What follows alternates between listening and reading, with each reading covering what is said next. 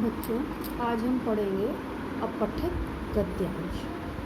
बच्चों, अपठित गद्यांश का अर्थ यह होता है कि जिस पाठ को या जिस गद्य को हमने पहले ना पढ़ा हो, ना अपनी पाठ्य पुस्तक में पढ़ा हो, ना कहीं और पढ़ा हो, उसको कहते हैं अपठित, माने बिना पढ़ा हुआ।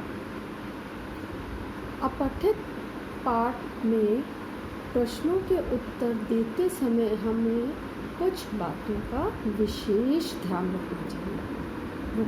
मुख्य कौन सी बातें हैं? सबसे पहले दिए गए अपठित पाठ को कम से कम 3 से या 4 बार ज़रूर पढ़ना चाहिए।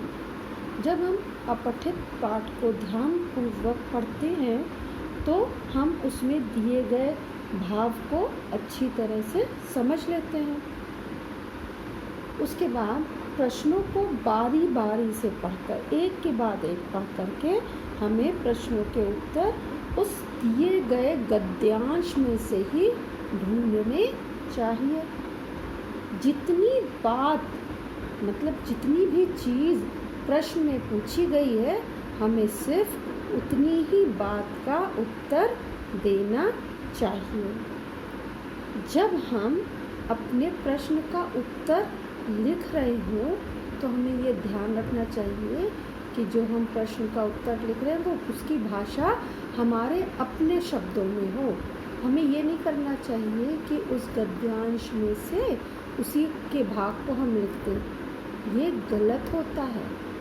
भाषा अपने शब्दों में होनी चाहिए और बहुत ही सरल होनी चाहिए। मतलब जो आपने समझा उसी को आप लिखिए। उसके बाद जब हम अपना उत्तर लिख रहे होते हैं तो उसकी वर्तनी का मतलब होता है कि हमें शुद्ध लिखना चाहिए। उसमें कोई भी वर्तनी की अशुद्धता नहीं करनी चाहिए, कोई भी स्पेलिंग मिस्टेक नहीं करनी चाहिए।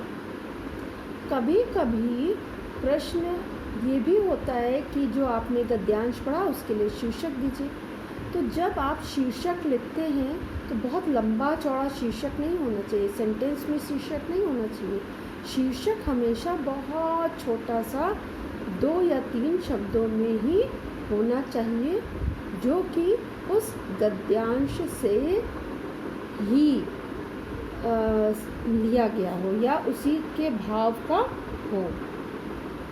ठीक है बच्चों, तो ये जितनी भी बातें हैं इनका हमें गद्यांश के लिए, अपठित पाठ के लिए विशेष रूप से ध्यान रखना चाहिए।